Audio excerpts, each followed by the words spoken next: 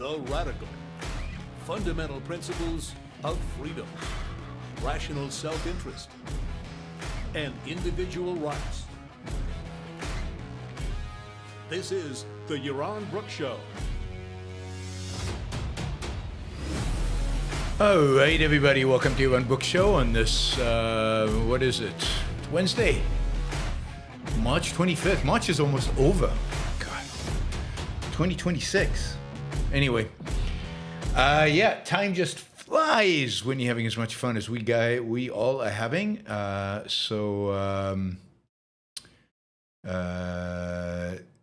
us jump into coverage of the news today. I mean, the big story right now is the back and forth between the United States and Iran. And nobody really knows, except for, I think, people within the administration, what exactly is going on. It's not clear if the Trump administration is actually talking to anybody in Iran, or they're making it up, or they're imagining it. They got imaginary friends in Tehran. It could be that they are. That is, they are Iranians. They are, the Speaker of the House of Iran, who's supposedly the guy they're talking to, is actually talking to them, but can't admit that to anybody in Tehran, so he's pretending not to, and that there are conversations going on. I mean, you could be whiplashed if you followed all the news about, J.D. Vance is going to Pakistan to sit down with the chairman of the Speaker of the House of the Iranian parliament any day now. And no, the Iranians say they're not negotiating with anybody. And Trump sends a 15-point plan and says, the Iranians have already agreed to much of it. And the Iranians send back a 5-point plan that even Donald Trump won't agree with any of that. The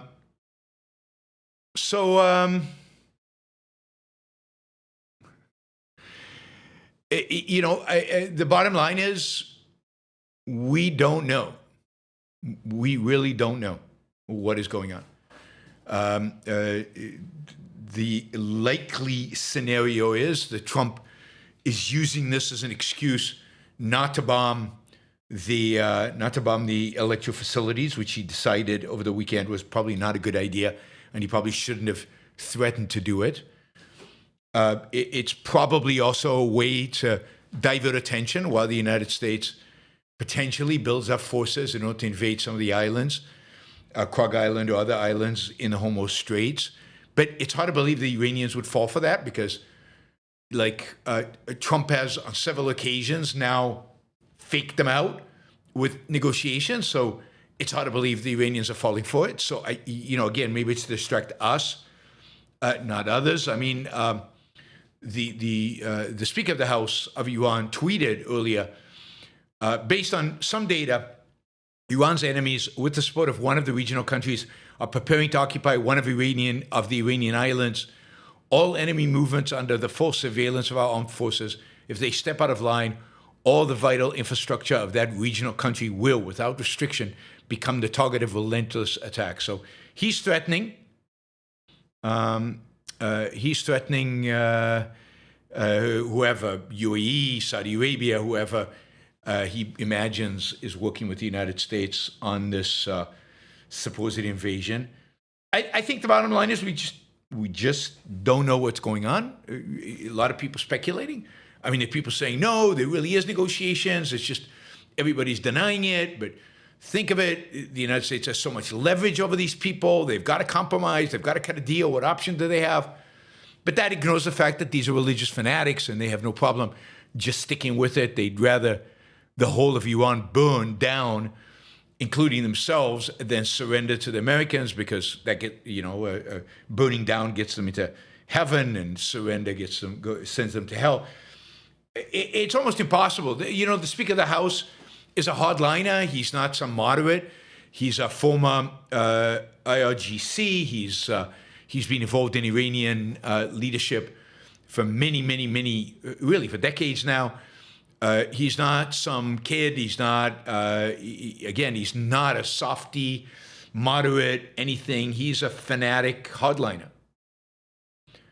And now it's possible that he fears for his life and he'll cut a deal, but you have to be skeptical of it. So right now, my assessment is, and I think the assessment right now in Israel is that there's not going to be a deal.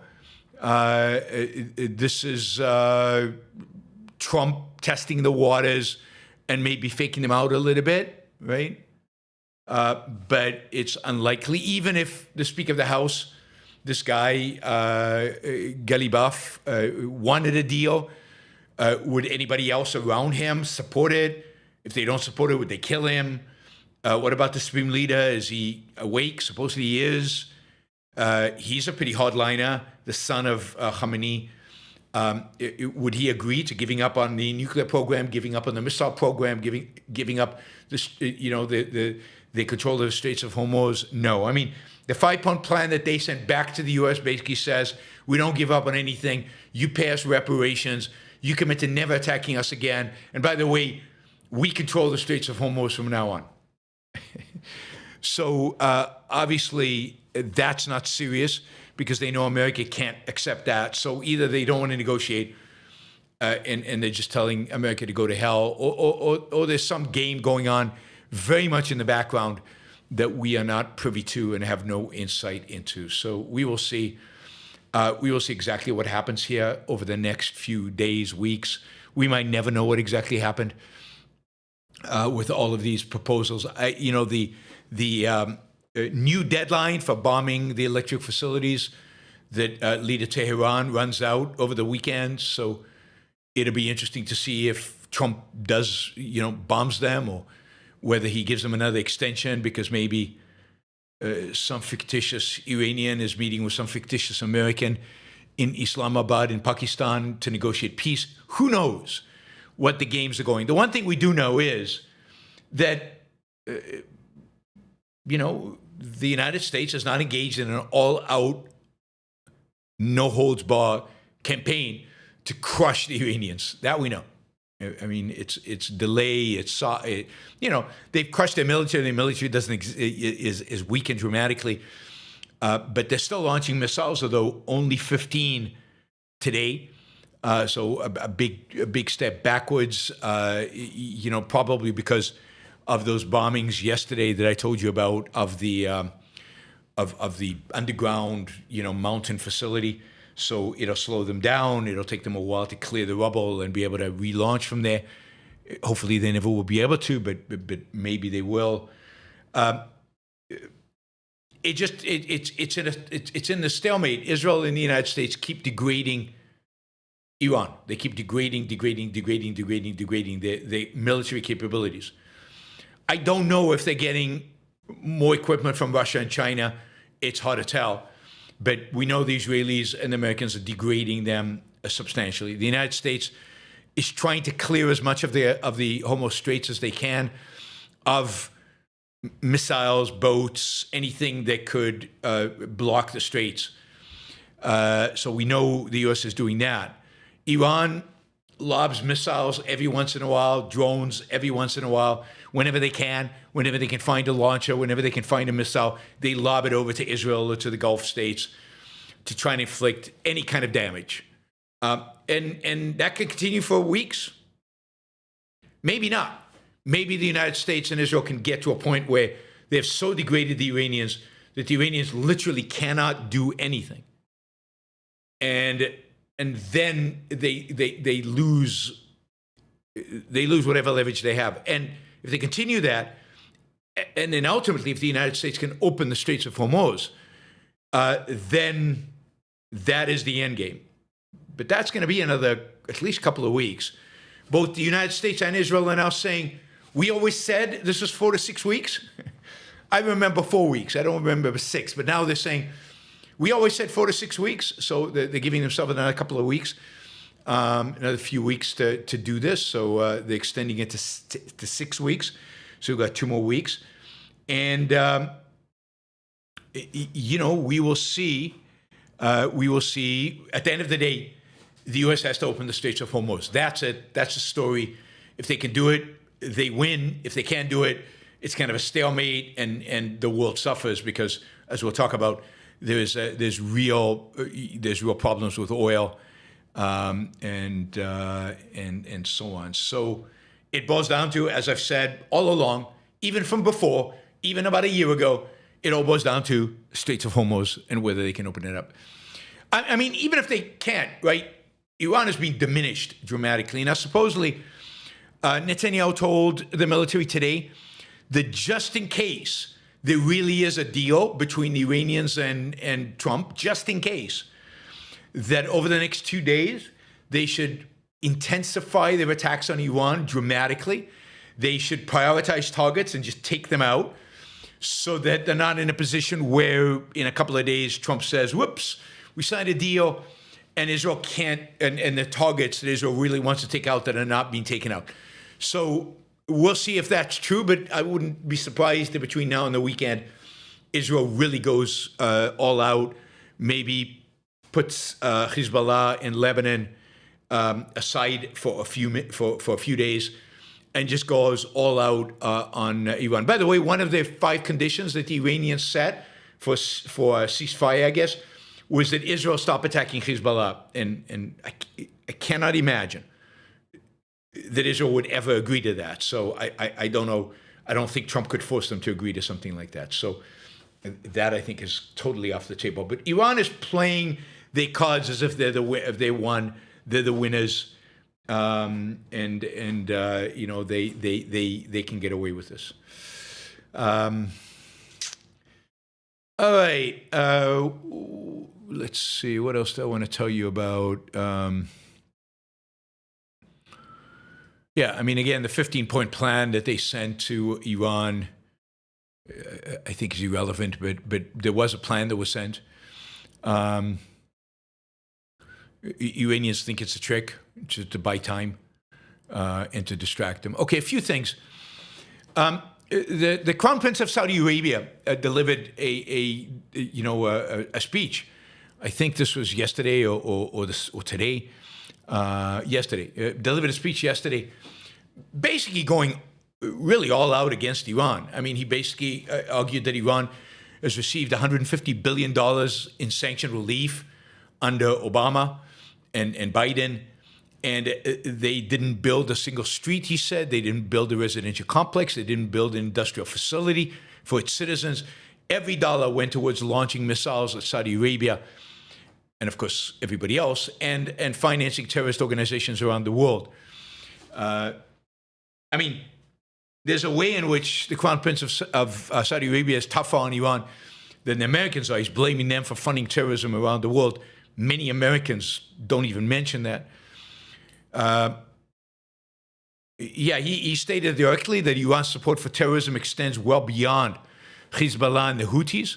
He noted that senior al-Qaeda leaders, al-Qaeda, remember them, are residing inside Iran today, including Osama bin Laden's son, who's been raised in Iran and now is positioning himself to take over the leadership of al-Qaeda.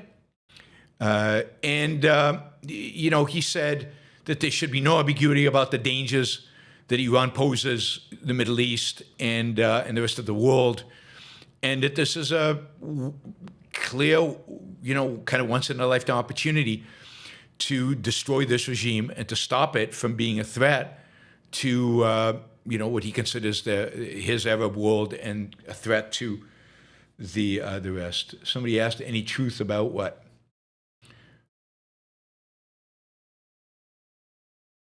Yeah, I mean, somebody says, assumption in Israel that Trump may announce ceasefire with Iran by coming Saturday. I mean, if you watch Israeli television, Channel 12, Channel 14, every 10 minutes there's a assessment that contradicts the previous assessment. So they don't know. Israeli television just does not know. And they might be playing the game in coordination with Trump. For all we know, they are in the sources that they are getting this stuff from could be in with Trump with regard to this. Now, the fact that Netanyahu supposedly has told this team, go after Iran full on, everything we have for the next 2-3 days, suggests that they fear that. But what I saw on Channel 12 earlier today from Amit Segal, who I think is about as good as they get, was a clear assessment that that the Israelis think that the probability of a deal with Iran is very, very low. And I think that's true, because I can't imagine where you would get a deal with the Iranians where they give up the nuclear, they give up missiles, they give up the Straits of Hormuz.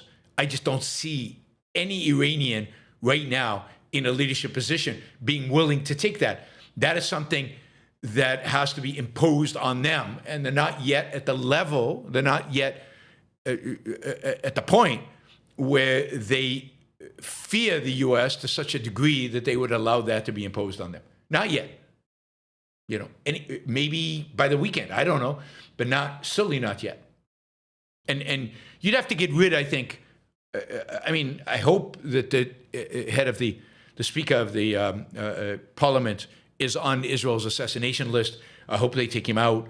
You'd have to get rid of him and people like him. You have to get rid of all these older Revolutionary Guard people. You have to get rid of that entire leadership. The people who knew the revolution, the people who knew Khomeini, not Khamenei, Khomeini, who is the original supreme leader of Iran. You have to get rid of that generation. That generation has to go. That generation is committed to the Islamist cause of the revolution. And I think younger Islamic Revolutionary Guard corps, senior officers are much more likely to be pragmatists. This is a position they took because it gives them power. Many of them are fairly secular, and it was all about power. And they'd maybe be willing to cut a deal, whereas the ideologues would not. There is something else to consider here, and that is one of the things that really scares them.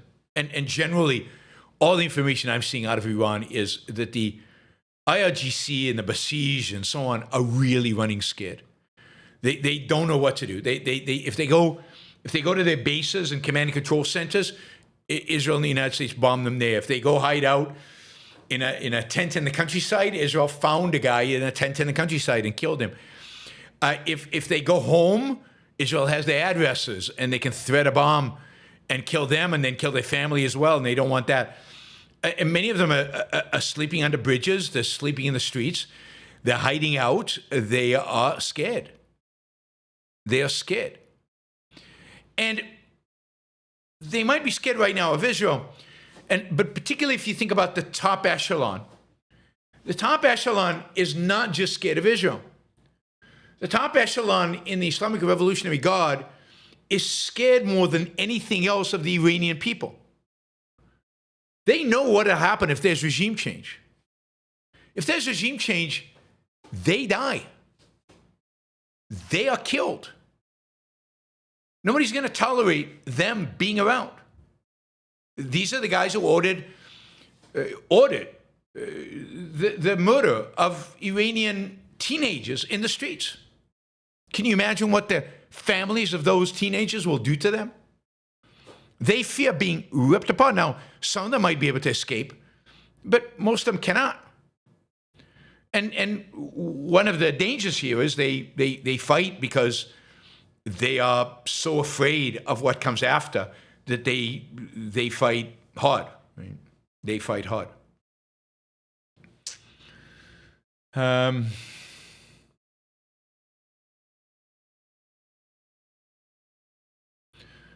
All right, let's see, what else? So yeah, they're afraid of their own people. I didn't mention this the other day, but I should have. Iran did fire supposedly 2 missiles towards Diego Garcia, which is, of course, the British airfield that the U.S. uses in the Indian Ocean. It's about 3,000 to 4,000 kilometers away from Iran. Nobody thought they had missiles capable of reaching that far. The missiles were shot down, but nobody thought they had the reach to go there, because if they have the reach to get to Diego Garcia, then they have the reach to get to Europe. Now, there's reason to believe they don't have many of these missiles. Maybe they found 2 in the back and they figured they'd use them. But the fact is that they were developing these missiles. And we also know, and I reported this a few months ago here on the show, that they were developing intercontinental ballistic missiles. Again, pretty dumb missiles, not very effective missiles, but they were going for distance. And in particular, if they could get their hands, if they could develop a nuclear, nuclear capabilities. Imagine sitting on missiles that could reach any capital in Europe, and maybe even an ICBM that could reach the United States with a nuclear missile, with a nuclear bomb attached to it.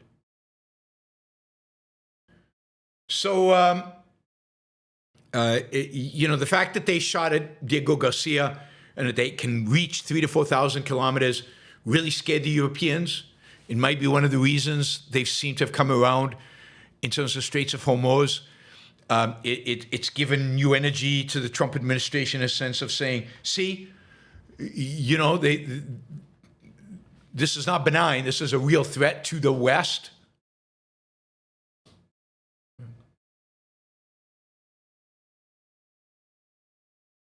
All right.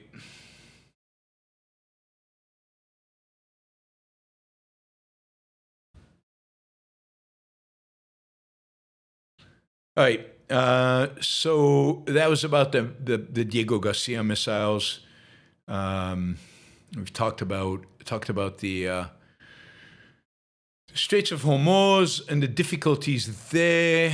Let's see. I mean, again, a lot of pessimism, a lot of people putting down the Americans and the Israelis and the inability to win this and so on. Ignore all that. I mean, again, what Israel and the United States have shown is an unbelievable ability to dominate airspace and to take out whatever they want in Iran. What the United States is not willing to do is put boots on the ground. And even with this 82 airborne, there's no shipping of tanks. There's no shipping of, armored personnel carriers. So while we're getting the 82nd Airborne maybe and Special Forces and Marines, we're not getting any heavy equipment. There's not the kind of ramping up that would mean, we're going for Tehran. We're going to occupy Iran. That's just not going to happen. That's a fantasy. They might take a few islands. They might take a portion of the shoreline close to the Straits of Hormuz, but they won't do anything that requires heavy equipment. They don't have it. They haven't brought it over. They're just not ready for any of that. And I don't think they want to engage in a land war inside Iran. I think it's much more likely that they think they can take certain positions. They think they can defend those positions. And that's what they'll do if they do anything, right? Islands, relatively easier to defend than kind of a beachhead along the coast. So likely they take islands. The A-10s are flying tanks, but they're not tanks. The A-10s do not occupy land. The A-10s can do a certain amount, but there are only so many of them, and they have to go refuel, and then they come back. If you're going to do a land war, if you're going to occupy territory in a significant way, if you're going to advance, you need tanks. You need more than infantry. Infantry cannot take and occupy big swaths of land without armored vehicles. So helicopters and A-10s, not good enough. And if the Iranians get handheld ground-to-air missiles, I don't know, from the Russians or the Chinese, they could take down an A-10. They could take down a helicopter. Helicopters and A-10s are very, very vulnerable to, air defense systems. It's a testament to how much the Israelis and the Americans have destroyed their defense systems. But there are a lot of handheld weapons that could take down a helicopter, could take down an A-10. So, they're super deadly, but they don't replace having not boots on the ground, tracks on the ground, tires on the ground. That's not a tank. Tank doesn't have tires; it has tracks on the ground. You can't replace that. And the kind of firepower the tank has one tank, not that many, but if you have 100 tanks, the amount of firepower 100 tanks have, you just can't replace that. Russian T-90 tanks would not help, as all of Russia's T tanks, they're pathetic and useless and pile of junk that the only place they belong is in a junk pile. But the American tanks, the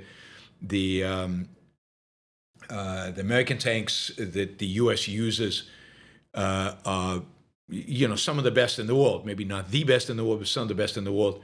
Are certainly better than the T-90. There's no Russian weapon system that you actually would seek out. They're crap. I think that's a technical term. All right. In the meantime, you've got continued real challenges with oil supply, and you've got a lot of people panicking. And again, I have no particular insight into where oil is and what will happen. I generally have this.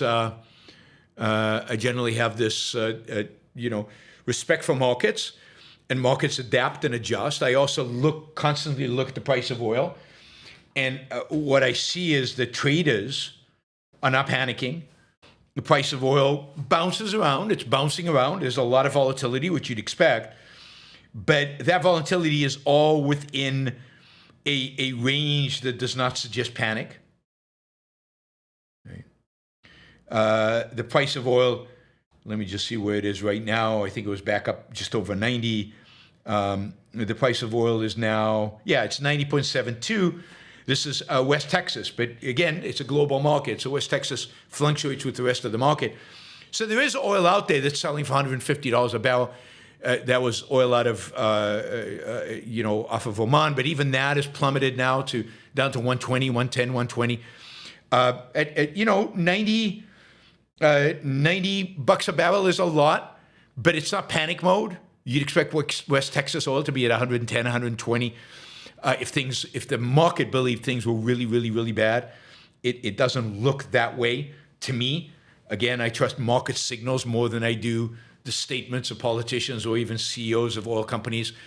I think, again, it's very volatile, and they're pricing in the possibility that Trump has a deal, but they're also pricing in the possibility he doesn't have a deal.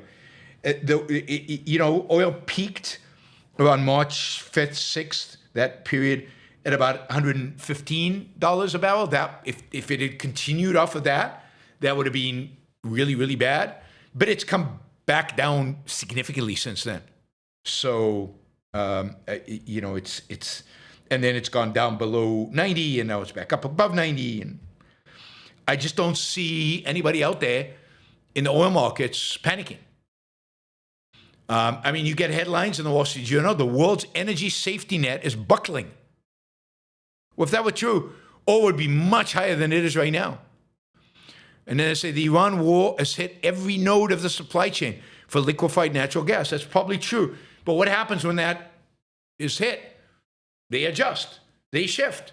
People shift their demand, and people shift their supply. And there's no question right now, as I've told you, that the United States is ramping up as fast as they can in terms of liquefied natural gas. But other points like Egypt and other places are doing what they can and ramping up as well. And you discover sometimes that maybe the supply chain is not quite as fragile as people expect it to be. So yes, is going to be challenges. Yes, people will have to cut back on demand. But I think that the markets, at least from what I'm seeing, look at the stock market, how much it's down. I don't think that we're seeing the kind of catastrophe that you would expect if you read the headlines. Remember when the Russian war broke out, it was a much bigger shock. Prices went up much higher than they are now, and everybody survived. Now, there are problems. There's problems with helium. We talked about that.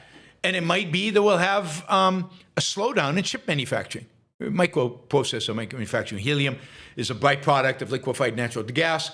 It is used in things like MRIs and chips. You might see MRI prices going up.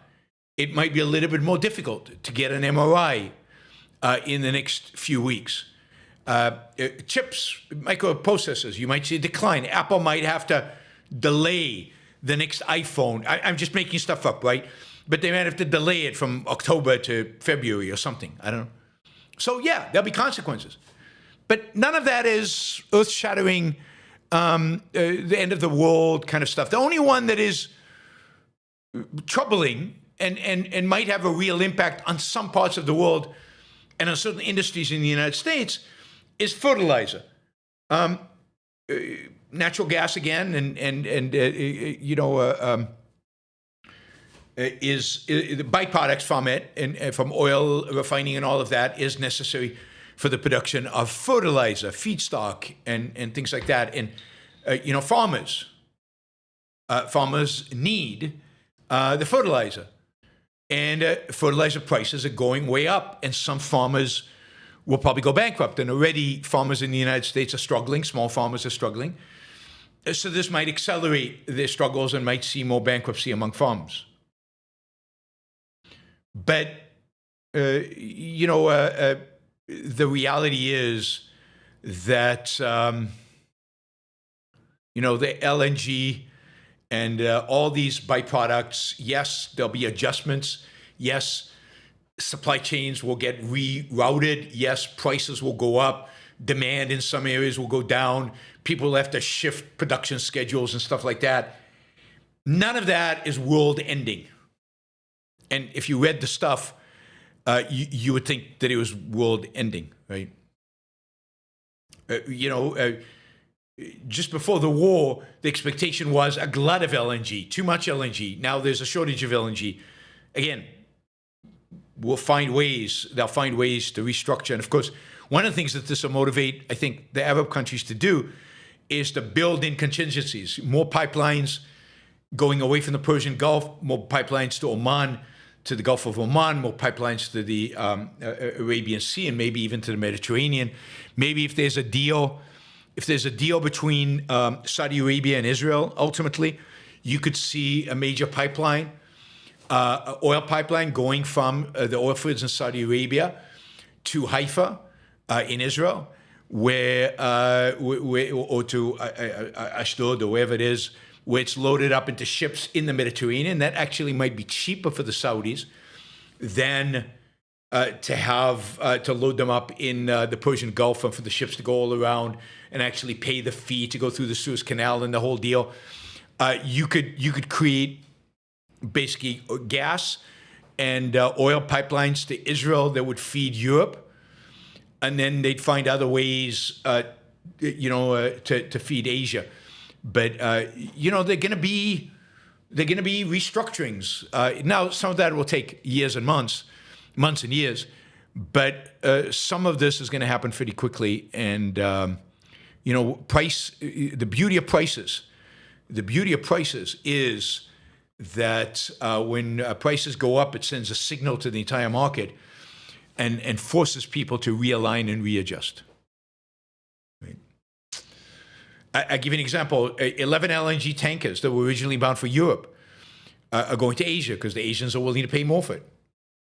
They need the oil, they need the natural gas more than the Europeans do. They're willing to pay more for it, and this is coming out of the United States. So again, you see restructuring.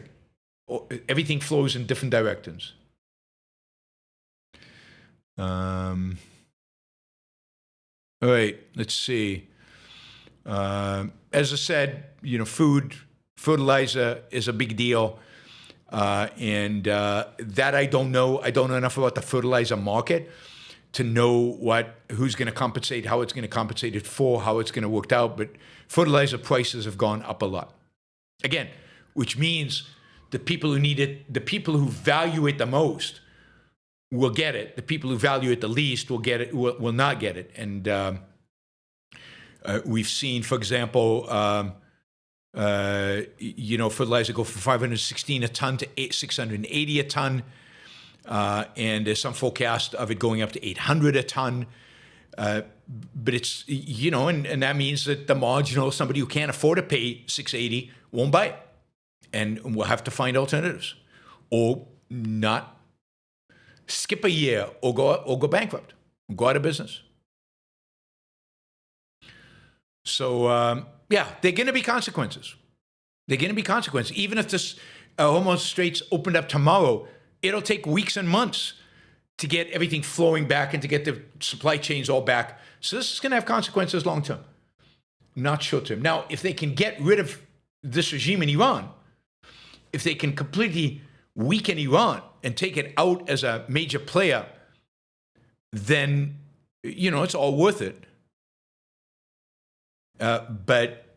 And so I guess we will see if that is the case. If they don't, then people will doubt whether this was worth it. All right. Let's see.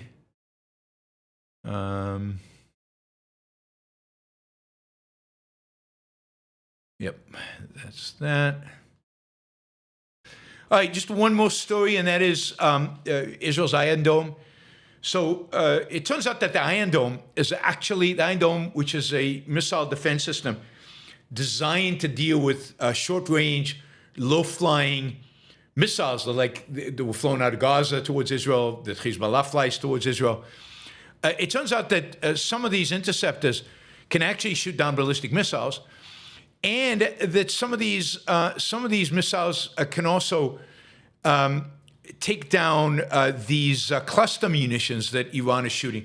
What Iran is doing, and why it's having some success, is it shoots a ballistic missile, but once the ballistic missile enters the atmosphere, it breaks apart into many small missiles.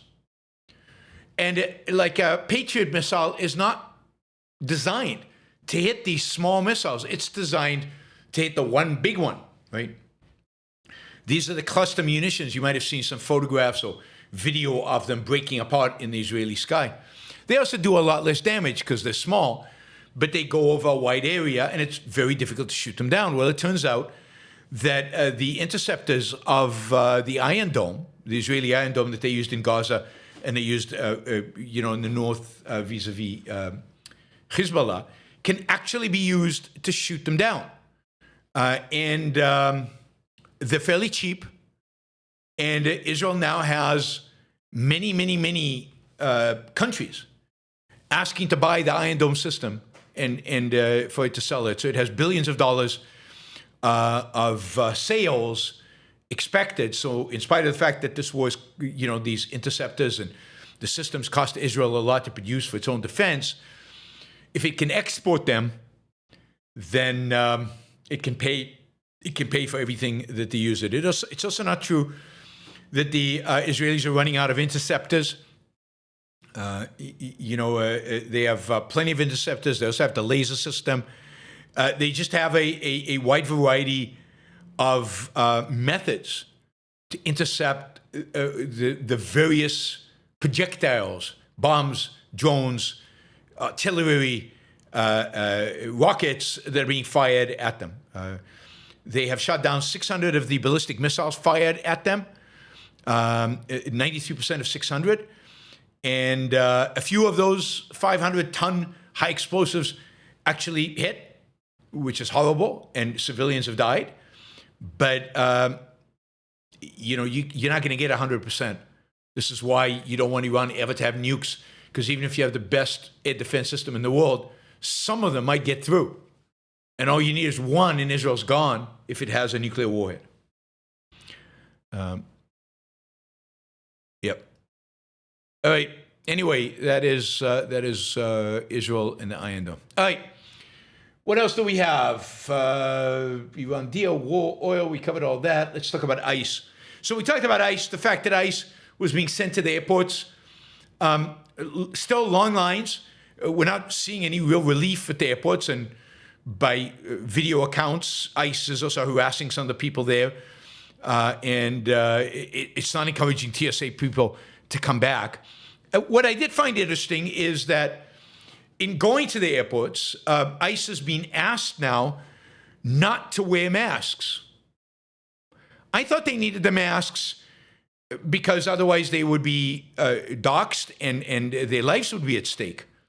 Well, why does that go away at the airports, right? People are still going to film them at the airports, and they're going to post their pictures, and they're going to identify who they are, and suddenly the doxing doesn't matter. Suddenly their life is not a problem because Trump wants to alleviate the problems at the airport because he doesn't want to lose more votes. So Trump literally came on social media and said, I would greatly appreciate no masks at the airports. Why? Now, why is ICE at the airport? We've talked about this. They have no training as TSA agents. And if, yeah, I mean, I'm all for no masks, but if Trump was willing to no mask at the airports, if he's willing to go no masks at all, then they could probably get funding and a deal. So you remember I talked about the deal being negotiated by Democrats and Republicans and Trump and everybody, and it seems like there was going to be a deal that would actually stop paying TSA salaries. Well, now it seems like the deal has fallen apart. There's no consensus. There's no agreement. Republicans don't want to agree to what Democrats are demanding. Democrats are demanding very, very, very reasonable things. Requiring ICE agents to show their faces is one of them. And Republicans, that's the one that they're insisting against. Except at airports. There it's okay. Makes no sense. Makes no sense.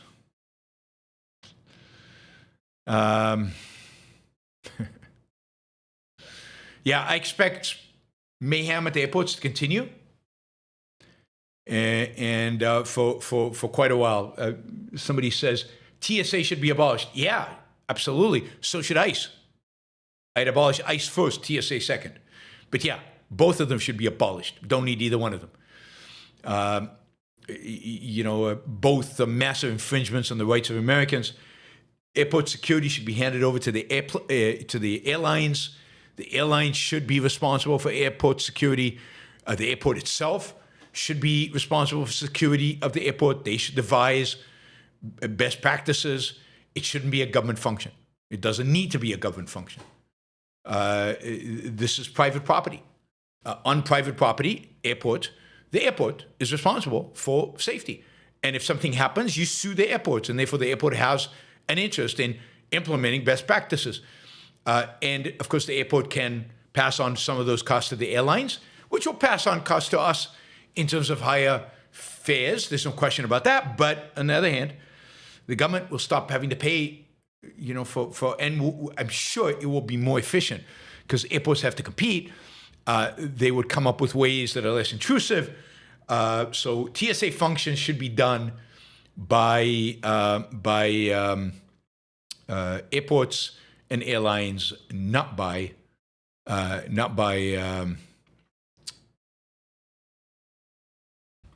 government. Not by the government. Most airports, I think, are owned by private companies. Some of them are owned by states or cities, but I think they contract out the management of the airport to private companies. In any case, federal government doesn't belong there. It doesn't need to do this. It shouldn't do it. Again, it's airlines and airports. And you can figure out, and they can compete and figure out what the best way to run it. There's zero reason for the government to, it's a huge violation. The government has no business frisking me, x-raying me, looking inside my bags. A private entity can do that. And they say the conditional on you coming to the airport is that you go through this, but that's not the government. That's a private entity. Should have the ability to do that. Anyway, we will see what happens. Trump still is asking ICE agents to eliminate their masks. I'm not sure they're listening to him. And in the meantime, he's refusing Democrats' demand in exchange for releasing the funds to mandate that ICE cannot wear masks, which is what should be meant. No federal agents inside the United States should wear masks. They are our servants. Our servants. We should be able to see exactly who is doing our work. They're my agents. The government is not my enemy. It's not my oppressor. It's not there to keep me in check and keep me in line. The government is there to serve me and you. That's its job. And as my servants, they should never hide from me. Never hide from me. So they get doxxed. Every cop out there probably gets doxxed. Every FBI agent risks getting doxxed. Every, what do you call it? Every one of the law enforcement agencies out there has a risk of getting doxxed. They don't wear masks.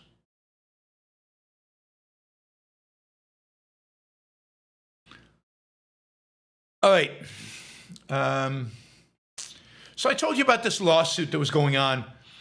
That individuals, a 20-year-old woman, had sued Meta and sued basically, I think it's Instagram, which is owned by Meta, and YouTube, accused them of designing their apps to be addictive and harmful to her and to adolescents.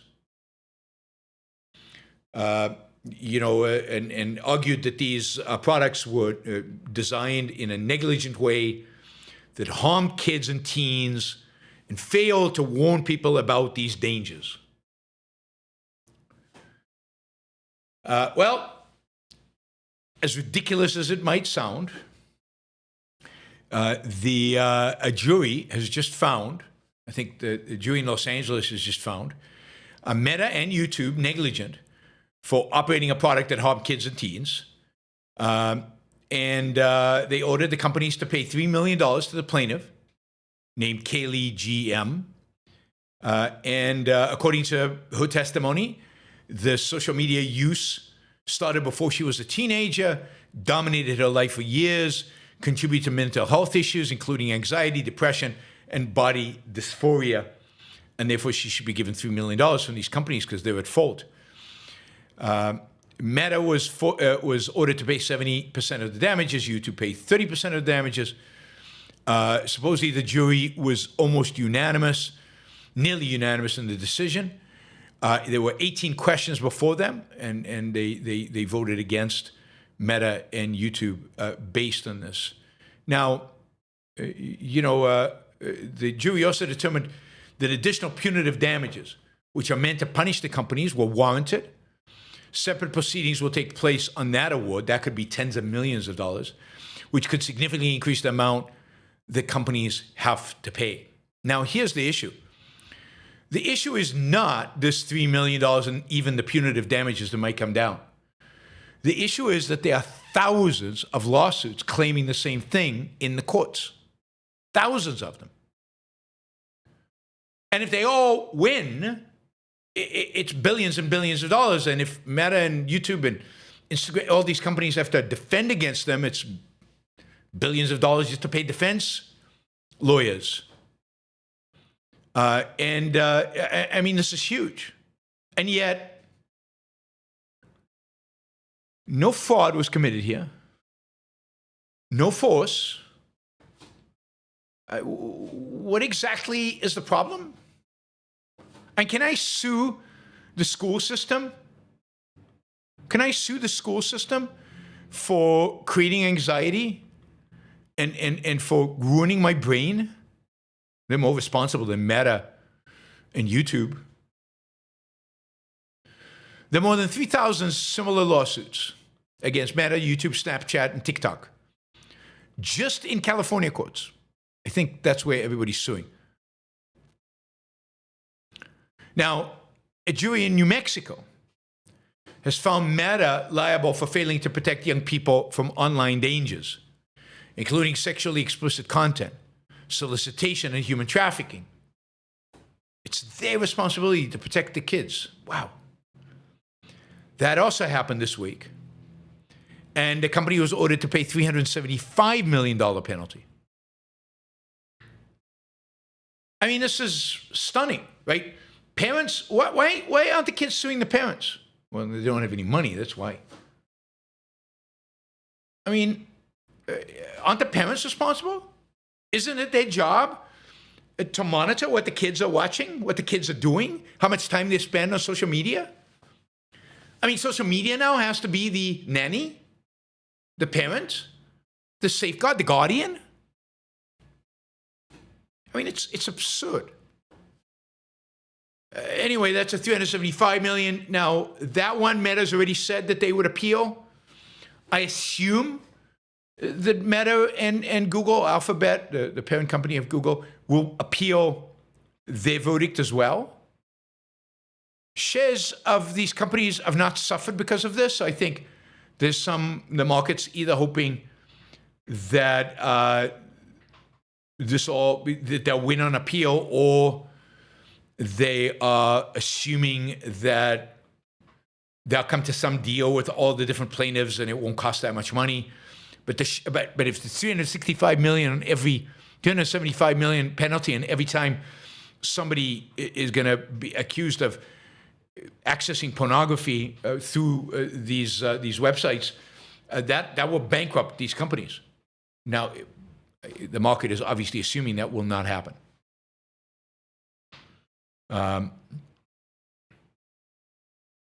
Zuckerberg, when he testified, claimed that the app wasn't clinically addictive, which is true. And yes, there's lots of psychological addictions. People get addicted to all kinds of things. They allow themselves. That is, it's hard to stop doing certain things. But it's ridiculous to blame the companies for the psychological addictions of individuals whose parents cannot control them. I mean, this is a failure from beginning to end of parenting. Failure of parenting. All right. You remember that Anthropic case? Anthropic, not only did the Defense Department basically stop working with Anthropic because Anthropic wanted to dictate how the AI would be used under a couple of circumstances, but then the Pentagon designated them a supply chain risk, which is a very, very punitive designation, which you only do to kind of Chinese companies. And so you don't want anybody in the United States to deal with them. Anthropic sued, claiming that this was this was vindictive and they were being punished, and this was outside of the law. The judge. So this is in the lawsuit right now. District judge right now said that she was concerned that Anthropic was being punished. She was really questioning the Department of Defense regarding whether they had violated the law, whether they were following the law, and whether this was just being vindictive. Anthropic is trying to get an injunction that would prevent the Justice Department from giving them this designation. If they get the designation, Anthropic says they would lose billions of dollars of business. So we'll see. The judge says, quote, "Everyone, including Anthropic, agrees the Department of War is free to stop using Claude and look for other permissive AI vendors." They found one, ChatGPT. "I don't see that as being what this case is about. I see the question in this case as being a very different one, which is whether the government is violating the law. Violating the law in the sense of not allowing with a designation."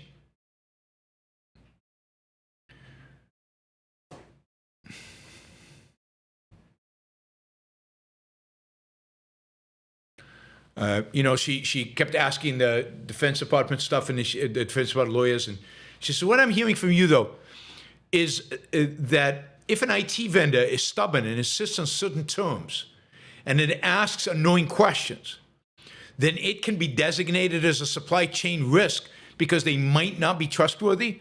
She says that seems like a pretty low bar, right?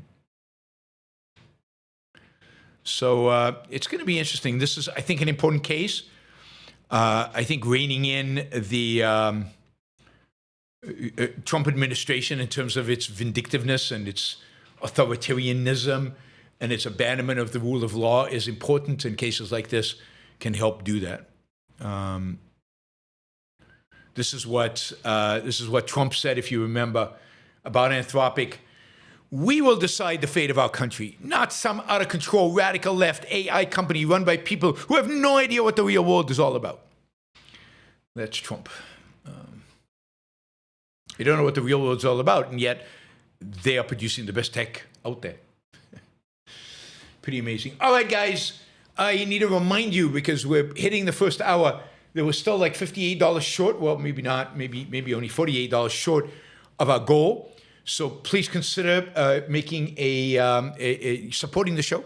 This show is made possible by you, whether you are here live, you have an opportunity to contribute through the Super Chat or through the sticker feature in YouTube. So if you're watching live on YouTube, please support the show.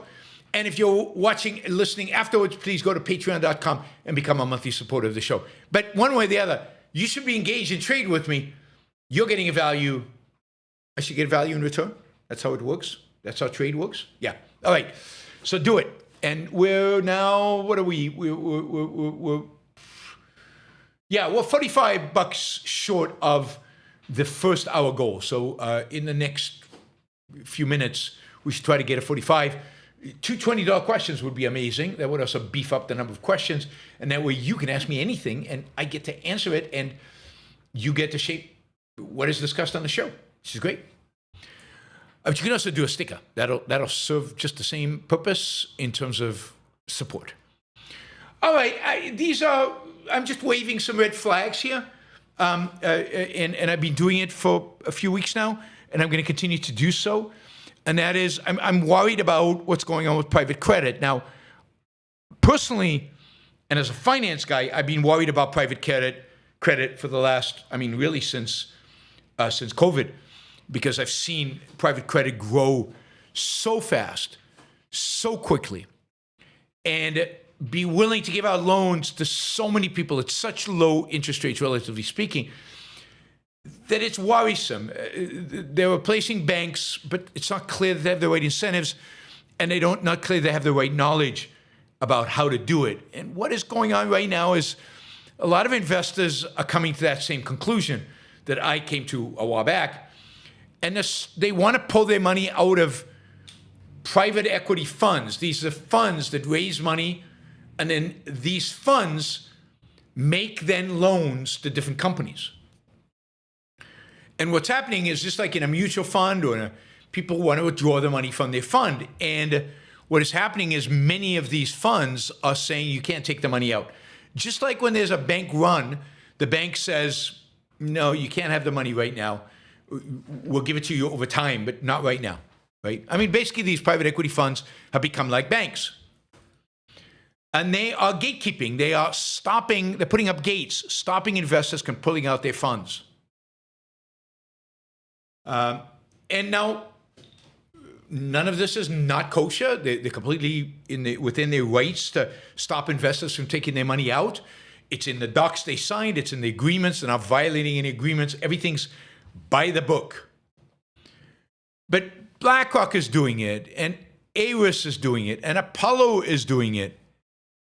And it's a pattern now.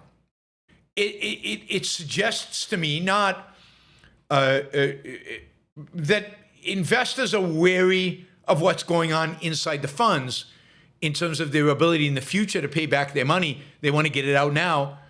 Or maybe they're worried about the kind of returns they're going to get versus the kind of returns they were promised. And it suggests that there might be real problems in the private debt market. Indeed, Moody's, one of the rating agencies, has cut the rating on private credit fund by KKR and another fund called Future Standard. They've cut it to junk, which means that they expect a significant number of these loans to go bad, or maybe have already gone bad. So you've got a situation here where, rating agencies are seeing a problem, investors are seeing a problem, and this will have, if this continues, this will definitely have consequences. It'll have consequences on the ability of investors to get their money ultimately. It'll have consequences as it might suggest that companies are having problem repaying their loans. So we might be on the verge of a significant increase in bankruptcies out there. And that might suggest economic problems down the road. So not a good sign for the economy. Not a good sign for finance. I mean, a lot of banks have lent money to these funds. So some of these funds, they have investors giving the money. Let's say they take $1 billion of investor money to make loans, and then they borrow another $1 billion from the banks to make loans. Well, if they're having problems paying back the investors, will they have problems paying back the banks? Will the banks be taking a hit? If the banks take a hit, that could have systemic risk in the economy. Anyway, red flags. There might be issues out there, finance issues. Not enough yet to warrant panic or warrant a commitment to there's going to be a recession or a commitment to there's a financial crisis coming. But these are the kind of early warning signs to financial or economic distress that frequently happen. So watch out. Watch out. This is on a Bloomberg story. Two of the biggest names in private equity, Ares and Apollo, blocked investors from getting even half of the money they wanted out of their funds. A sign of mounting strain in the $1.8 trillion market. The $10.7 billion Ares Strategic Income Fund limited withdrawals to 5% of shares after clients sought to redeem 11.6%. That followed the $15.1 billion business development company, Apollo Debt Solutions, which said Monday it was imposing the same cap after requests to pull 11.2%. Combined, the two firms' cap means that roughly $1.5 billion worth of redemptions will be blocked and remain invested in the funds. Now, I get it. The funds have to do that. I'm not blaming the funds. I'm just saying, is this a warning sign, given that it's happening to so many funds, not one, not two, not three, but multiple funds are doing this? Is this a sign of distress in the U.S. economy? All right, finally, there was a Supreme Court ruling yesterday that had implications with regard to illegal downloads of music. And I thought this was interesting and important. I think the ruling is the justices ruled right. They got this issue right, but it is an interesting one. So the lawsuit was by Sony. Sony was suing Cox. Cox is a cable provider. And they were suing Cox, saying that Cox should be liable for the fact that customers used the Cox service, the internet service, to download illegal music. And that Cox did not penalize those customers by basically disconnecting them from the network. So Sony's argument was Cox is responsible for monitoring how their users use the internet, how their users use the servers, to prevent those users from doing illegal stuff.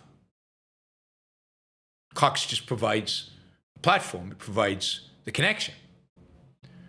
And Sony says, no, they should have been disconnected. The Supreme Court, in a unanimous ruling on Wednesday, upheld that Sony cannot hold Cox liable. That is, it's not Cox's responsibility to monitor what users do, and even if notified by Sony, these are the users that are violating, that are using your service, it's not Cox's responsibility. Cox is not a policeman.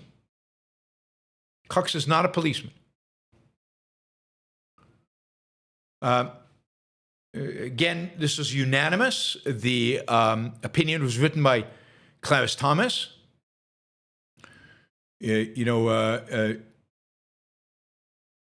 Thomas wrote, under our precedents, a company is not liable as a copyright infringer for merely providing a service to the general public with knowledge that it will be used by some to infringe copyrights. Thomas said that the music labels need to be clear a higher bar. To be sued, an internet service provider must actually intend for its service to be used for infringement or tailor it for illegal activity. You remember, what was that, Napster, where you could where they were exchanging files illegally of music, violating copyright? That Napster would be shut down, but just an internet provider cannot be shut down. Basically, Supreme Court is saying go after them, go after the people who actually did it. This is also an issue people were worried about. A lot of people were following this. It has implications for a lot of different things. So it is going to be it is interesting. A lower court found for Sony and gave a 10-figure award to them. A U.S. Court of Appeals rejected that and ruled for Cox. The Supreme Court has just reaffirmed the ruling by the Fourth Circuit, which is good. All right, I think that's a correct ruling and always good. The two liberal judges, Sotomayor and Brown-Jackson, agreed with the vote, but had different arguments to make about it, so they would weaken this issue, but they were outvoted 8-2 basically, and 8 people signed on to Thomas's opinion. All right, that is the news for this Wednesday, March 25th. Thanks for joining me. Thanks for being here. And following the news. Thanks to all the super chatters. We're still short, so don't stop with the super chats. But anyway, we will see. All right.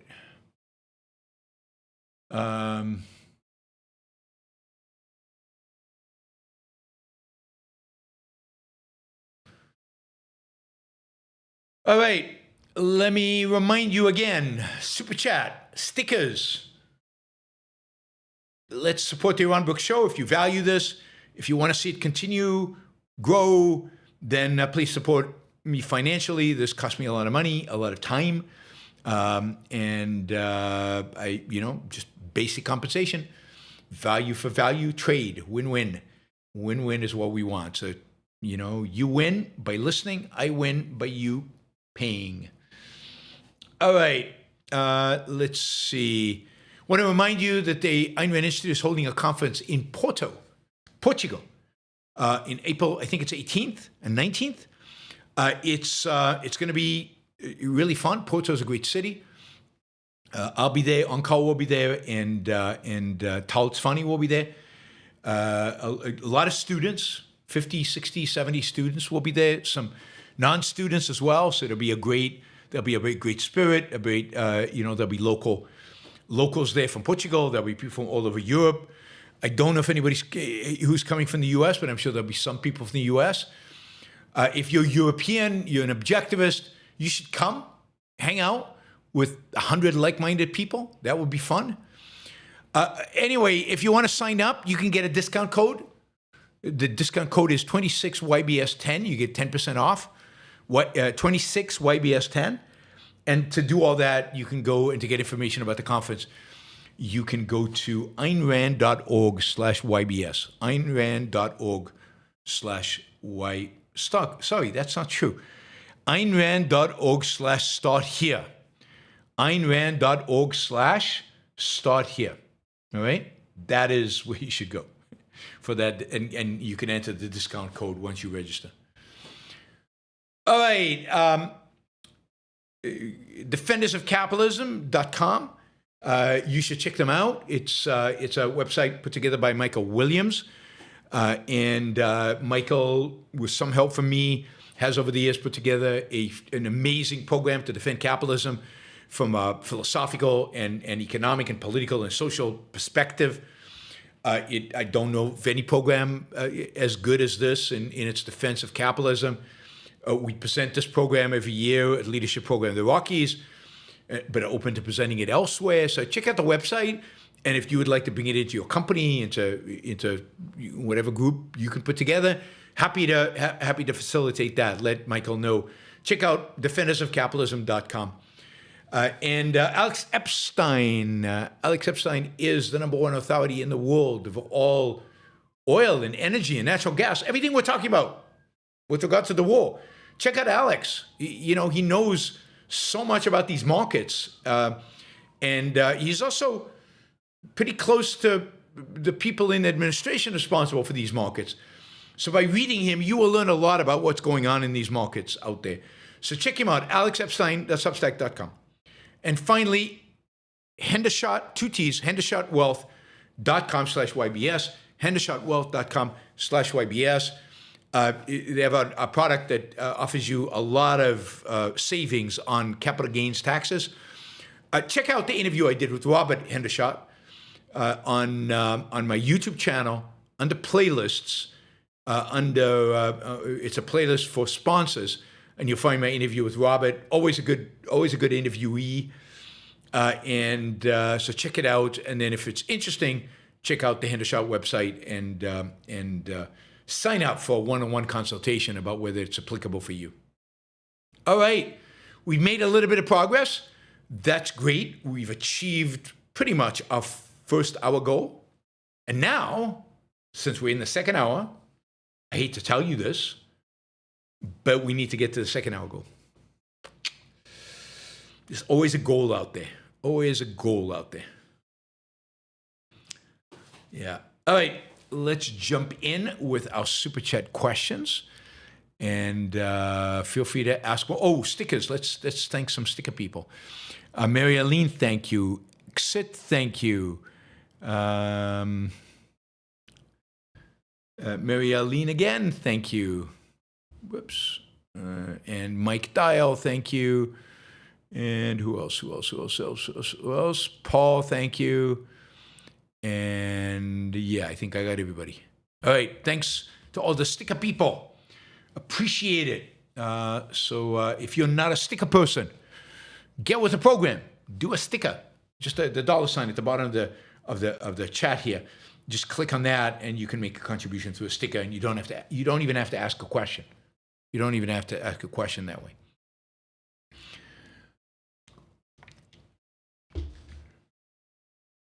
All right. Michael, Trump's ability to maintain mental focus for more than a week or so is astoundingly short-term. He can't conceive that there are people who have longer range goals. Yeah, I mean, I think that's right. And he can't think in principle. He can't think long-term. So you constantly have to reinforce a goal to him. Everything has to be brought into short-term consciousness, short-term, context. And I think there must be people around him, probably Rubio, constantly feeding him with material to try to get him excited about this war and winning this war.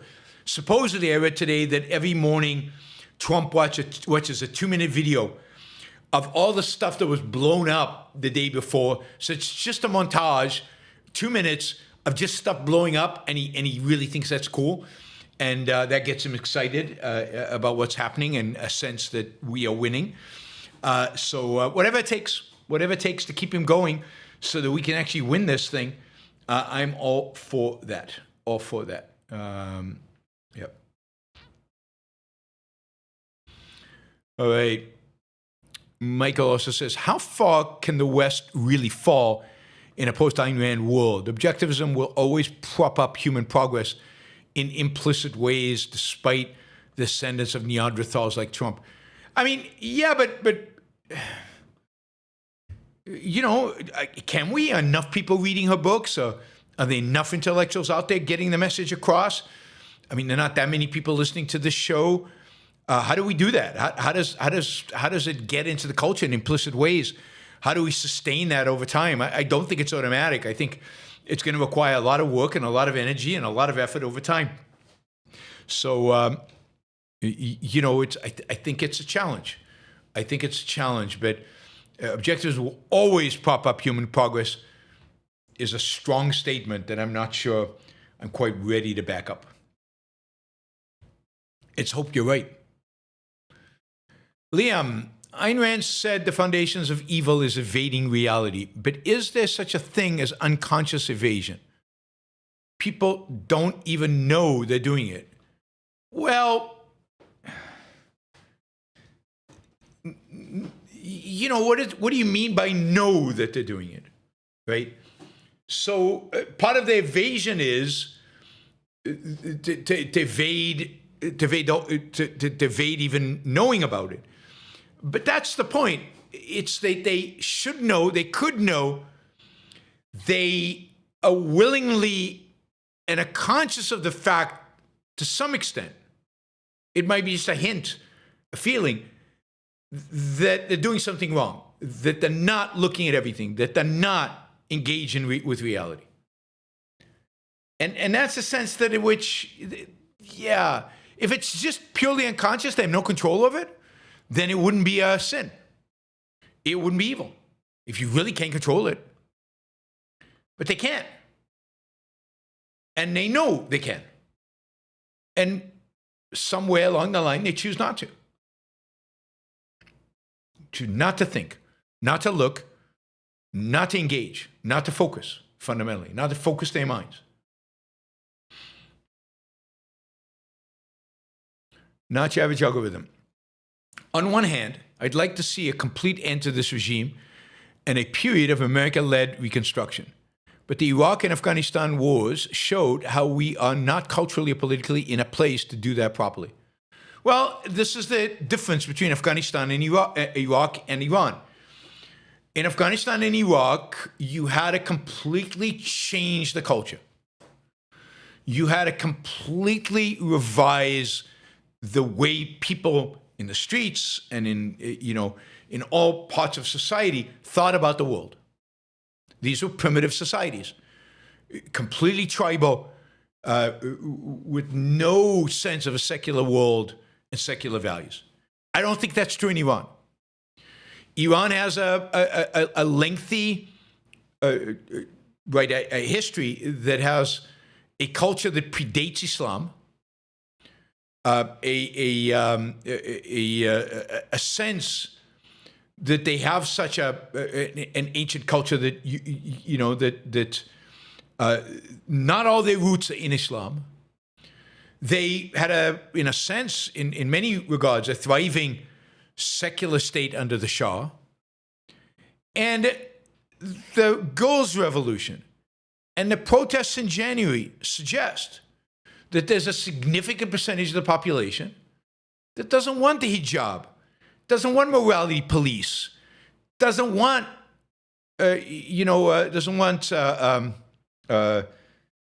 Islam dictating their lives. There is a significant portion of the population, including some of the elites, who are fundamentally secular and want to live secular lives. This was not true in Afghanistan, not enough of them, and not true in Iraq. And they have a respect for the West that I don't think existed in Afghanistan or in Iraq.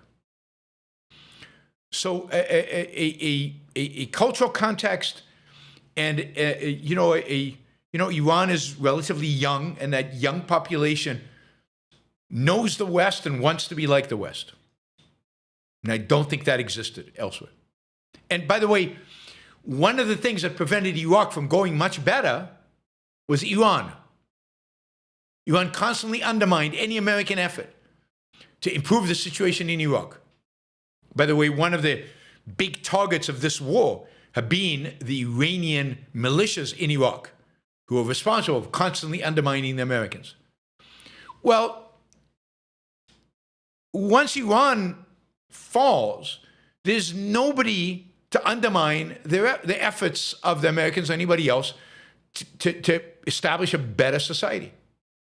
There's no Iran, there's no Iran, to Iraq. There's nothing like that for Iran. There's no somebody who can interfere and could undermine. They're it. They're the end of the rope. And that's why it's such a big deal for them to fall. Such a big deal in terms of the Islamic world and in terms of Islamism for them to fall. Adam, according to the usual reliable non-American sources, Trump has a deal with Putin not to do any regime changes in Venezuela, Iran, Cuba, etc. Without regime change, the Iran war is a total waste. Your opinion? Yeah, I don't think he has a deal with Putin not to do regime change.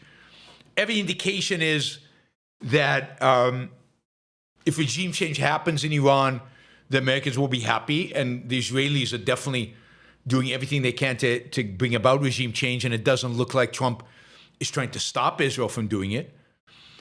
So I don't think there's such a deal on the table. I just think that Trump doesn't care much about regime change. It's not how he thinks about the world. He thinks about the world as, I'd rather have a thug that I can deal with on the basis of thuggishness. I'm the thuggiest person around. I'm the toughest guy around. I can force them to do what I want. So all I want is a regime that does what I tell them. I don't need them to be democratic, liberal, anything like that, right? I'm not there, he doesn't consider himself democratic or liberal. I also don't think that the war is a total waste, right? You've basically crippled Iran's ability to produce weapon systems, missiles, and to some extent drones, for years and years. Not a year, not months, but years. You probably crippled their ability to establish a nuclear program. You've weakened the regime significantly so that the Iranian people might be able to enact regime change somewhere down the road. You have destroyed, military and leadership, including scientific leadership in weapon production. You have really crippled them. There's no Navy. There's no Air Force. Missile launchers, now they could replace missile launchers pretty easily. But many of the missiles are gone. A big chunk of the missiles are gone. And you've shown the world how weak Iran is. So, no, I think even if it stopped today, horribly, it would still be a huge win. It just wouldn't be as big of a win. It wouldn't be as significant a geopolitical event as if the regime actually fell. That would be the real big earth-shattering event. And that's what we should hope for. I mean, notice that Israel even bombed and destroyed the fleet Iran had on the Caspian Sea. Putin could not be happy about that. That was the route on which Iran and Russia were trading to a large extent in drone technology and in drones, and Russia benefits from that. So Putin could not have been happy about that. So it doesn't seem like the war is going according to Putin's plan. Mary Eileen, is there an analogy between Sony's suit against Cox and the lawsuit against Facebook for harming minors? I mean, there is ultimately, and that is to what extent is a platform responsible for how it's used? And I think it shouldn't be. Now, whether the courts will see it in the same way, I don't know, but that will definitely be really, really interesting to see if the cases in L.A. and in Arizona make it up to the Supreme Court. Will the Supreme Court rule in a similar way to the Cox case? But yeah, there is a similarity in the sense that can a platform be blamed for the way people use it? I think the answer should be no, absolutely no. But, who knows?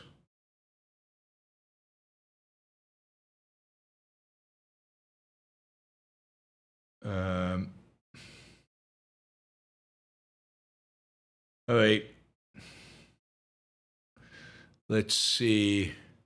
Hopper Campbell, and Iranian general stated the U.S. is negotiating with itself. Yeah, but it's hard to tell, as I said earlier, what exactly is going on. I mean, for all we know, there are people in Iran who are trying to negotiate, but whether they have the authority to negotiate, and whether they have any inclinations to do anything that the U.S. would want them to do, hard to tell. Hard to tell.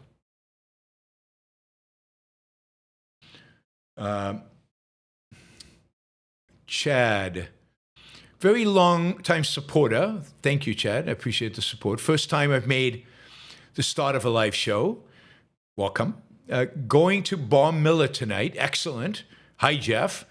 Thanks, Dr. Brook, for being a voice of reason and cultural influence. I appreciate that. Thank you, Chad, and enjoy, I know you will, your dinner at Bar Miller. Hopper. When I argue against these tax hikes in these coastal states, the pushback I get in Western Europe has much higher taxes than what is being proposed in California, Washington, New York, and they're doing fine. They didn't collapse. All the rich people didn't leave. So they're not doing fine.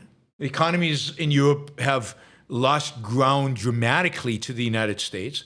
Their economic growth is pathetically slow. Now, a lot of that has to do with regulation rather than taxes, but it's still true. A lot of rich people have left. Check out the UK outflow of millionaires from the UK. Observe how many people live in Dubai, Europeans live in Dubai, who would otherwise be in Europe, paying taxes in Europe and producing in Europe. Notice how many people in Monaco, Cyprus, I don't know, Mallorca, whatever the tax havens are. I don't know what they all are. So I just don't think that's factually true. There's some information about the number of millionaires that left Norway when it instituted a wealth tax, and actually the amount of taxes, the amount of revenue produced by the government went down significantly because so many people left. So no, I mean, none of that is right. And remember, Europe is way behind the United States from an economic perspective, way behind. It's not doing well. Not doing well at all. Harrison, ain't about borders, but damn if it ain't pride. You all see the photo of Buzz by his side. Is this a poem? What is this? I guess this is from a song. Ain't about borders, but damn if it ain't pride. You all see the photo of Buzz by his side. Light of Apollo, reason unchanged. The earth to the cosmos, forever ingrained. This is called Flag on the Moon by Feed Rate Command, coming in May. And I guess that's one of these songs that Harrison does with the help of AI. Toolbox. Everything this administration does is to manipulate the markets, and friends are profiting through corruption. I don't think everything it does is just that, is only that. But certainly friends and maybe themselves are benefiting enormously through corruption. I told you about the story about the trading that happened just before Trump announced the potential deal and how much money was made. And I mean, that made the rounds. A lot of news outlets picked that up. But it's going to die. Nobody's going to be prosecuted. It's just there. Liam, this is a quote from Afro Man. What life gives you, sorry, not what. When life gives you melons, when, I can't read. It's terrible. I have to go back to phonics class. When life gives you lemons, make lemon pound cake. When life gives you lemons, make lemon pound cake. There you go. That's quality lyrics there. All right. Action Jackson. Do you think the president of Spain's position is shameful regarding not allowing the U.S. to use air bases? His position on the war with Iran and his position on Gaza. What do you think about this? Yeah, I mean, he's terrible. He's a leftist through and through. He's a socialist. And he can't do much economically because I think he knows the consequence of that. And right now, Spain is doing well economically, so he doesn't want to screw it up. So his socialism manifests itself in all this crazy leftist pro-Islam ideology. And he hates the West, he hates Israel, he hates America, and he's supportive of the Palestinians and of the Iranians and of every thug out there that threatens terrorism against Europe. So yeah, really, really, really bad and horrible human being. I think is going to lose big in the next election. We'll see. I think the Spanish right is going to do well. Something happened last elections. He was going to lose, and at the last minute, he was kind of saved by the bell. I think next time he gets a pounding. We'll see them. Again, Action Jackson. Supposedly, Iran is pulling quotes by the president of Spain, as well as his picture on missiles. Yeah, constantly featuring President of Spain, defending the Iranians, attacking the United States. You know who else they're featuring constantly? Is Tucker Carlson. They're running the Tucker Carlson show on Iranian television to show the Iranians that how divided America is and how even Americans think that the Iranians are just and the Americans are unjust. Tucker Carlson is a huge fan club.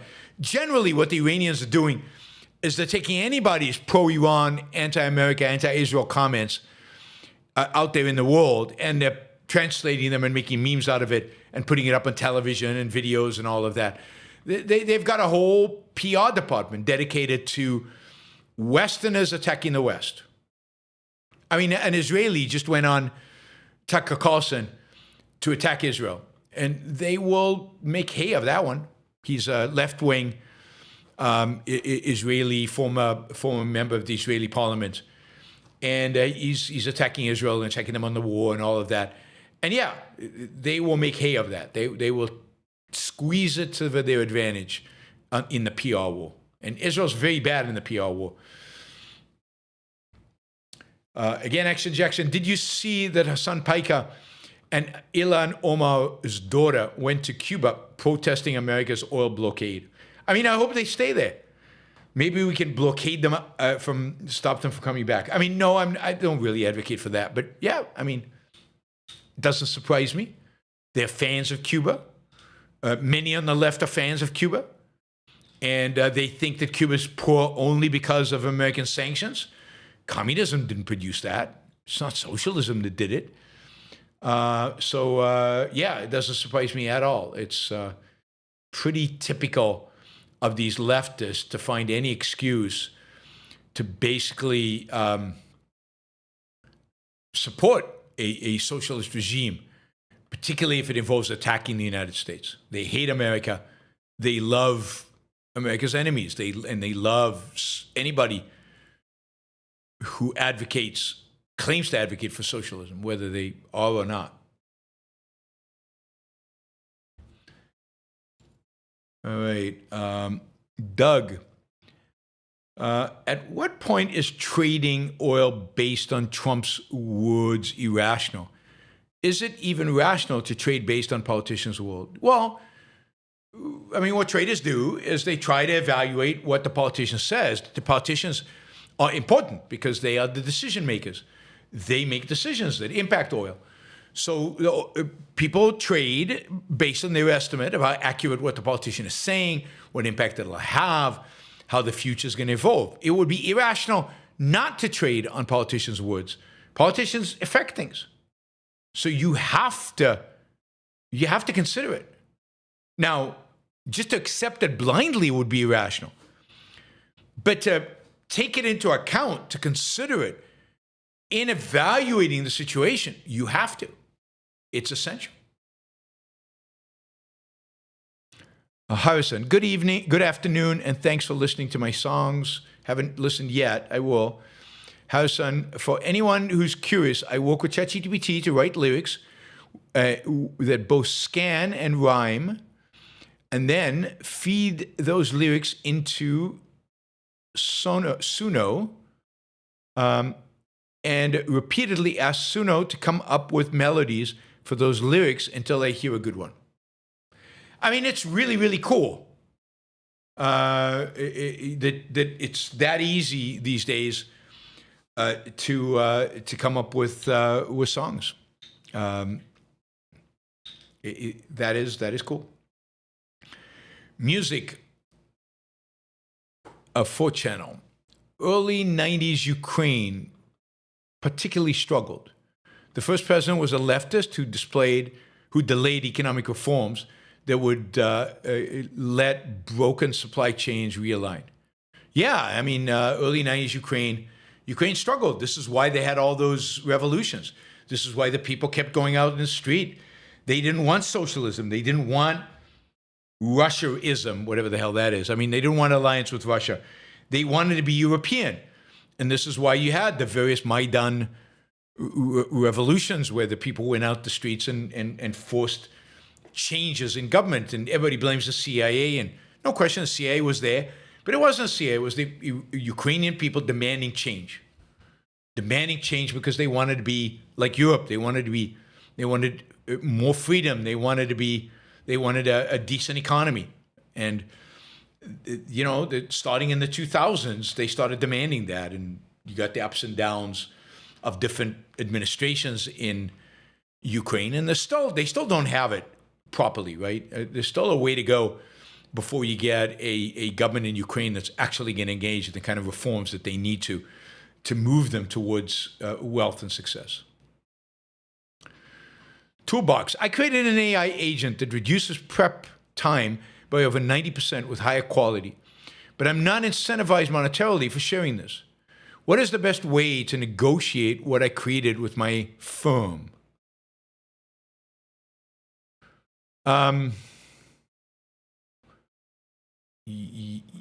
Interesting. I don't know you. I don't know the details of your company, but I would definitely approach them and say, look, I've done this. It's going to enhance my productivity significantly. I think you should recognize that increased productivity. It'll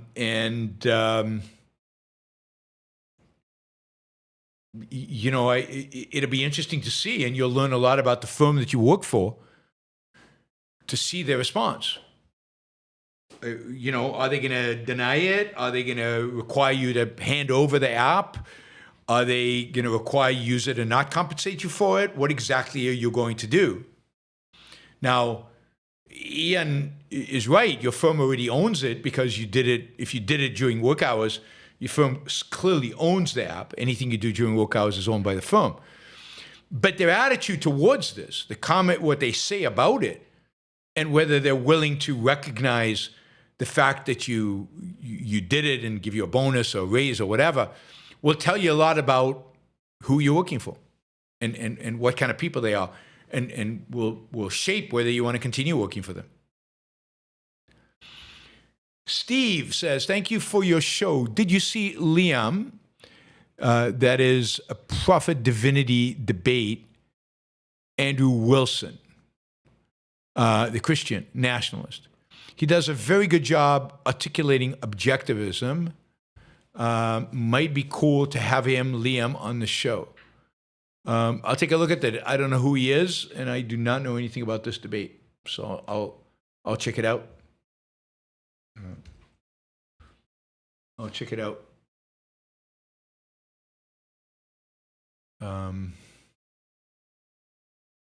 Cool.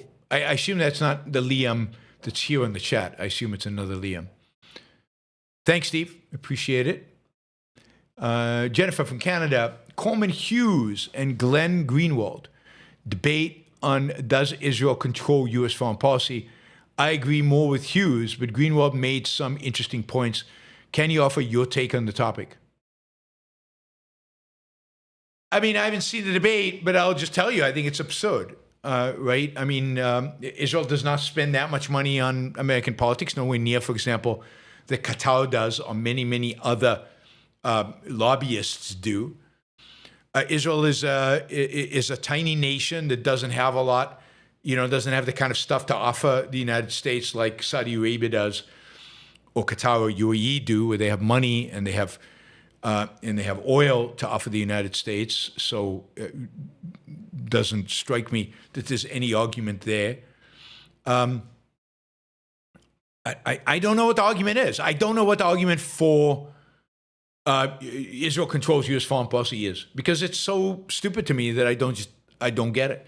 So you'd have to list, what do you think of this argument? What do you think of this argument? What do you think of this argument? Because I don't know what those arguments are. Because every time I hear them, they're so ridiculous in my mind. Maybe I just dismissed them offhand, and hopefully Coleman Hughes did a good job. But there's just no basis for it. The number of times the United States has held Israel back, has been destructive towards Israel. Even the Biden during the Gaza thing, the inability of the arms embargo or embargo on certain arms that they did towards Israel, that happened during Gaza after October 7th. I mean, over and over and over again, the evidence suggests that Israel does not control U.S. foreign policy. What Israel does is it has views about foreign policy that often are consistent with America's self-interest, because they both represent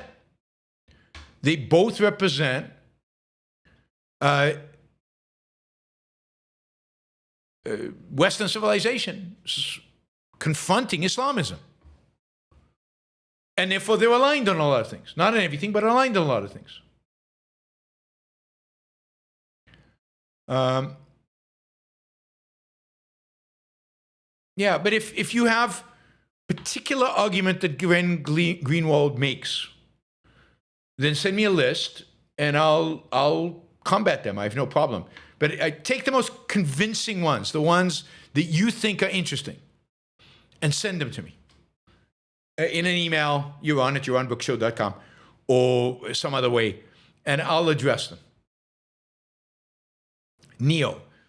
It's discouraging to support Israel when Bibi voices his support for Orban. Should moral reasons be used to support any nation in today's time? Well, I mean, I don't know if any nation. You should support Israel in the context of the war in Iran, or in the context of Gaza, or in the context of being civilized. And you should criticize them harshly for Bibi supporting Orban and Bibi just existing. I despise Bibi no matter what he does.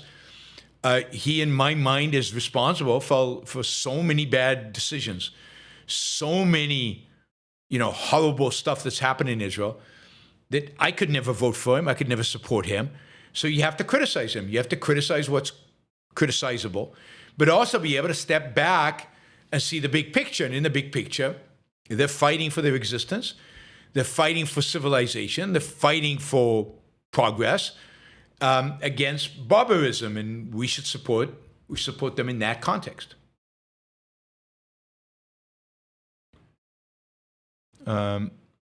Any chance? This is Lone Dissenter. Any chance of having Alex Epstein on the show anytime soon? It doesn't look like it. Like he's not responding to my my assistant's emails, but I will see Alex in 2 weeks. Yeah, 2 weeks from today, actually. 2 weeks from yesterday. I will be at a conference that Alex is holding, and I'll see him, and I'll talk to him and ask him. I don't see any reason why he wouldn't come on the show, other than he's super busy, and maybe because of his involvement with the Trump administration, maybe he doesn't want to be viewed from the outside as affiliated with the show. He worries about the impact of that. I don't know, but I'll ask him and find out. Alex and I have a great relationship, so he's still a sponsor of the show and everything. Finn Harper, thank you for the sticker. Stephen Harper, thank you for the sticker. Appreciate it, Stephen. Next week, we've got Amish on the show. So on Monday, Amish Adulja, we'll be talking about RFK and everything going on at the FDA, at the Health and Human Services, at the vaccines. We'll talk about all the healthcare topics that RFK is engaged with and engaged in. So that'll be on Monday. That'll be Amish Adulja. And then probably in May, I think, we'll have the lawyer from the Institute for Justice, who represents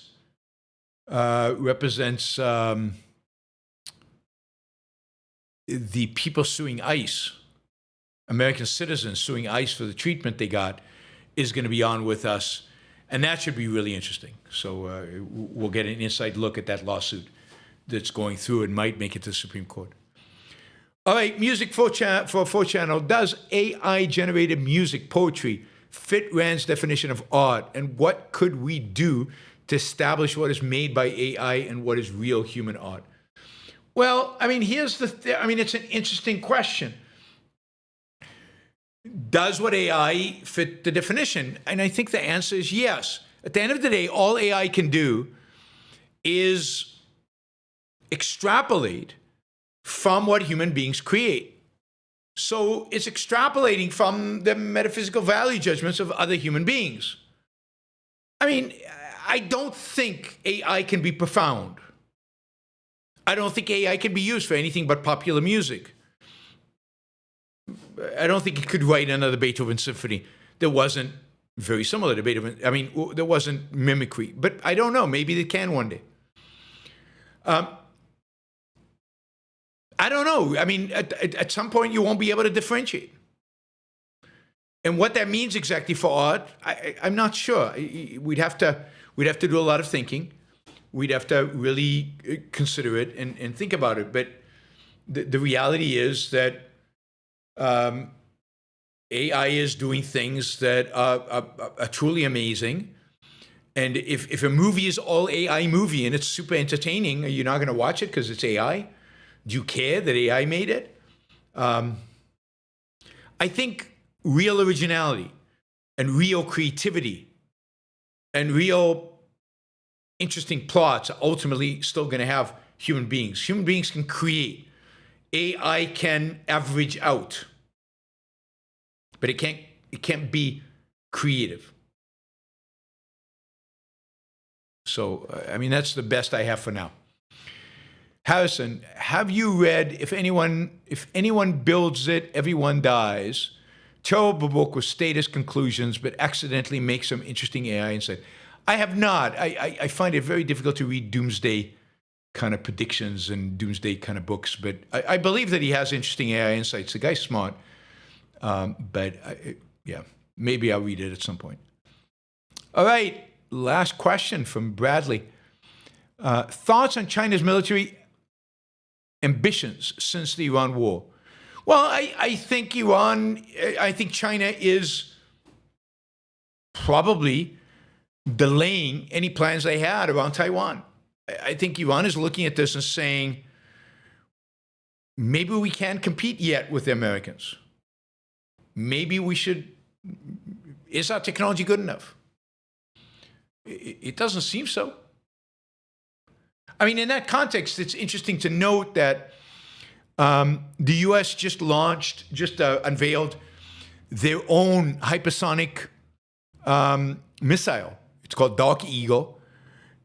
It's a ground-launched missile capable of striking targets 3,500 kilometers away in 20 minutes. It supposedly is superior to anything the Chinese have. I don't know if that's true, but that's what it's got: unmatched speed, unmatched range, and precision. So even when the U.S. falls behind, and it certainly fell behind in hypersonics, the Chinese and the Russians were ahead, the U.S. catches up.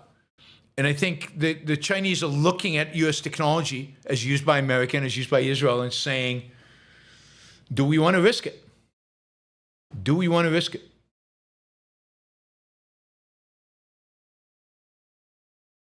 Right. And,